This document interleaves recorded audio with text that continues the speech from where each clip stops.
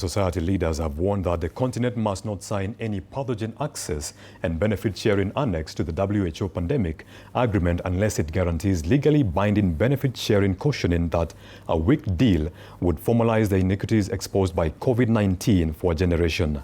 Speaking at a press conference in Nairobi days before WHO member states reconvene in Geneva for the resumed 6th meeting of the Intergovernmental Working Group on 27 April, leaders from Resilience Action Network Africa, AIDS Health Foundation Kenya, among other key stakeholders, urged African governments to harden their negotiating posture in the final 5-day window before the 79th World Health Assembly in May.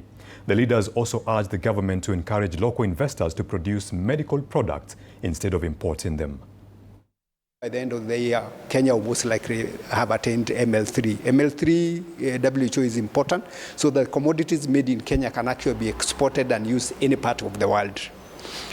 That having said, the government needs to foster local manufacturing by doing the following: lower taxes on raw materials, lower taxes on power and other inputs that are used in the industrial parks, so that we can lower the cost of production and make our commodities competitive. This is a very important annex. It's a very important framework, because we've had a history of extractive arrangement where regions like Africa, most of the pathogens that we are having of pandemic potential, a number of them are in Africa. And Africa CDC, for example, has itemized a number of priority pathogens, most of which, like significant number of them, are what are also in the WHO priority pathogens of epidemic and pandemic potential.